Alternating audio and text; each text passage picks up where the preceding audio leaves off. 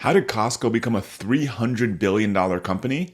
Well, the late Charlie Munger told us about their trick. He was actually on the board of their company many years ago. And it's the same trick Black Rifle Coffee has used to become a $700 million public company. It's called Product Polarizing. This is the second part of a three-part series from a presentation that I gave at our private mastermind for successful e-commerce entrepreneurs called the Tycoon Tribe on the 3 levels of product positioning. Enjoy this episode. Where things get more interesting, I think, is what I would consider the second level, which is polarize.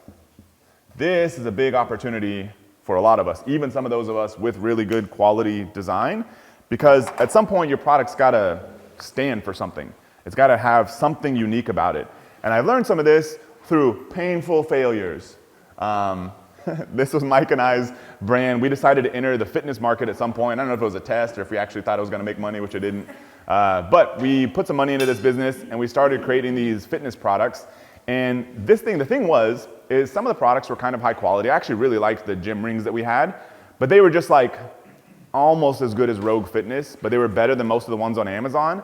This product was exactly the same as the other ones on Amazon. And the thing is that they really had nothing interesting about them. Like for us to get this to work, if this was back in like 2012, 13, maybe 14, then like everyone's starting at Amazon at the time. Like you could do just basic stuff, you'd probably crush everybody because nobody knew how to do any marketing. But this was more like 2017-ish, something like that. And so at that point, marketing had gotten a lot more sophisticated. So you either had to go like super aggressive on the marketing, like kind of similar black hat stuff, or you just had to do a hell of a lot better job on the product.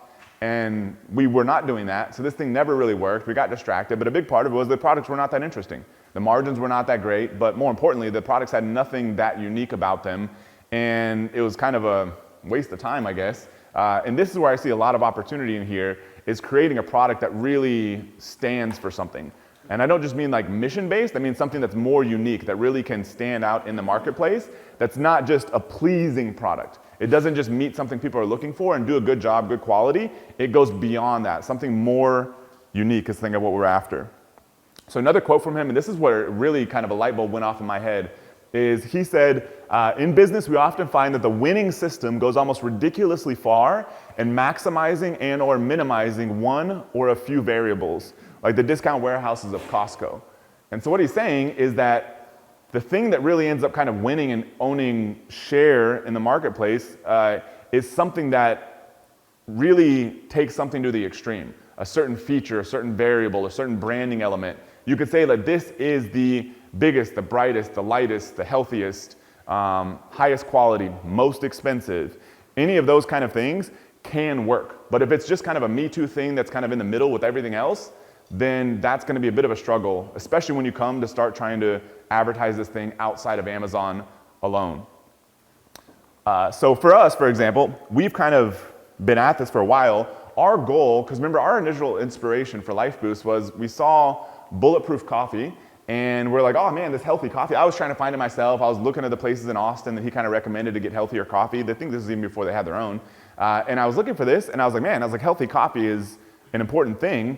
But we decided to push the bar as far as we possibly could. Like if there was something else we could do to make the coffee healthier, we would have done it. And so that included testing for 400 toxins, shade grown, high elevation grown, sun dried, organic, everything we could possibly think of. We basically built into the coffee, and that's kind of been our position. And we ended up finding sort of a niche in the low acid within the healthiest, but our goal was to make it the healthiest. So somebody couldn't say like, oh, this one is even healthier. Like for us, that would make us nervous. And so we have to build that into our positioning, and I think it worked because this person, for example, I don't even know who this was. I looked this up the other day, Camille Stiles. She says, one of the most well-known low-acid coffees among coffee connoisseurs. Like, this is not something we engineered. This is from 4 years of kind of working at this, where we've kind of intentionally built this positioning through a lot of different factors. Including building your entire brand around that position, or entire product around that positioning. This is where this book also gets kind of interesting, because they make some interesting arguments in there about if you try to make the same brand or product stand for multiple things, you start diluting that original product focus. So for us, we've had to make some decisions like, is Life Boost a coffee company or is Life Boost a health company? And their argument in this book, which is kind of interesting, is that by saying that it's like this general kind of health company, that may dilute the coffee association and may make our positioning on the coffee weaker. So that's something that we've kind of wrestled with. When we come out with a new product that's like a supplement, we maybe put it under a different brand, even though we still sell it on the Life Boost store and stuff, because by trying to make the brand something else other than coffee, we are probably diluting our coffee association, and I think that's kind of what happened with Bulletproof. Bulletproof tried to be everything, we're biohacking everything, they got some good supplements. That's easy when they're like early in the game, but when they got people like us coming after them that are like, we are the healthiest coffee, we don't do anything else. We're not trying to sell 52 different supplements and like workout gadgets and all that kind of stuff, then I think you end up sort of owning that position. Like, we're not going to beat them on supplements and whatever else, but we can beat them in that one area, which is coffee, because their brand is so diluted across multiple products. And so building the entire product around your positioning can include the product name, the features, the packaging, the branding, the messaging, all of this stuff to really own that positioning. Proof elements, causes you support also, aligning with the brand positioning that you're trying to own. So some ways that we've done this, we have specific facts, like we've actually pH tested our product. Healthiest, we've pH tested it. Charles, doctor, we could use just some regular photo of him, but we intentionally choose the one with his little doctor outfit on. Reinforces this health message. We have quotes on here. Part of this is sales copy. Part of this is reinforcing the healthy aspect. Johns Hopkins Medicine, we have some quotes from them. So it almost reads more of like a sales page for a supplement or something than like a bag of coffee. And so we include stuff like this on our landing page. We also include specific sort of influencer testimonials. We got so many testimonials and quotes and all that kind of stuff. The ones we pick are the ones we think are reinforcing this message. This like little bit older couple that looks super healthy and stuff, intentionally chosen. This doctor, he actually worked for my dad. And I'm pretty sure my dad was just like, hold this bag of coffee. My dad's been a big supporter of our business for a long time, so I'm not sure he knew even what he was holding there. This guy, a dentist, so if we say our product is low acid, then teeth decay at some level of acidity, and so this guy, best tasting low organic coffee, and it's great on your teeth.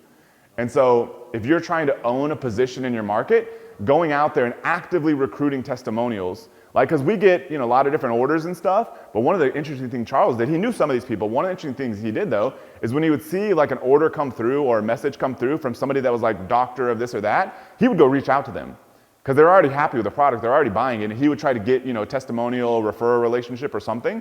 And so we were intentionally trying to gather those kind of testimonials to build that positioning for our product to back up the credibility. And you'll see, actually I have an example here, I'll show you in a second.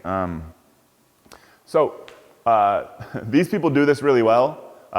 This is Black Rifle Coffee. Everything they do, it seems like, kind of supports this positioning. They hire military people, they support military causes. Their social media posts are all kind of things like this. It's just giant helicopter coming in. Nothing really happens in the video. It's literally just a massive helicopter landing. And it says when your third cup of coffee kicks in. So it's funny, and like, there are people that own it or, this is just a social post. They may have ran it as an ad, but I just found it looking at their Facebook page. But yeah, their branding, their packaging, even where they sell their product is maybe like a chicken and the egg kind of thing. Do they sell it there because it's going to sell better because of their packaging and positioning, or do they sell it there because it reinforces their positioning? Could be either way. I mean, I see them selling it, like there's a big outdoor store here in Texas, I think. I don't know if it's other places, called Cabela's, hunting, fishing, that kind of thing. They sell their products there. I see them at this like hardware kind of store in where we're at in Evergreen, Colorado. And so where they sell it is also aligned with the branding. But their packaging literally has like, AR-15s and stuff on there. So they're like owning that positioning. So they do a great job of this. Element I mentioned a few times, their positioning seems to be like most salt possible you can put in a product. Because a lot of people will say like, oh, you can't have salt. And then I'm no health expert, somebody here probably knows better than I do. But from what I've gathered, maybe that's not so true for most people. Like salt is really not that big of a deal. And so they're kind of positioning that you need more salt, not less. And then this guy here, he's got these little shirts, Salty AF. They're really trying to push that positioning for their product because they want to own something unique in the space and not just be in there with all the other thousands of electrolyte products. They are like the 100th electrolyte product, but they're probably outselling almost all the other ones. And they're relatively new. They've only been around for a few years, and they're absolutely crushing it. That's going on to the next part. So that's kind of part number 2, is the position, or polarizing, making your product actually stand for something. So I think some of y'all that are kind of like stuck selling on Amazon, you want to learn how to crush it outside of Amazon, you've got to think like, how does this product actually going to stand out? Like, what's going to make it unique? I was giving Bobby an example the other day because they're kind of in the kitchen niche, and you know, Callie's back there. We bought like 4 of these always pans, and for us, for other people, and that kind of thing. And their positioning, from what I gather, super clean design. They really push the non-toxic thing, the non-sticky, but also their design is super high quality. So it's not just some like ugly black pan sitting underneath your cabinet. Like, they have these kind of cool like pastel sort of designs that they've made it stand out from design quality and positioning standpoint. I think the positioning that's really sold people is like the non-toxic, but then they back that also up with really good quality design. If they had come out with a 700th sort of like black cooking pan, like they would have never built anything. But they're a massive company now. And so I think your product has to actually stand for something. So hopefully you enjoyed learning about the second level of the 3 levels of product positioning. Tomorrow, I release the 3rd part of this 3-part series, which is the 3rd level of product positioning. This is how multi-billion-dollar companies are built, and you can build a brand that dominates any market that you enter.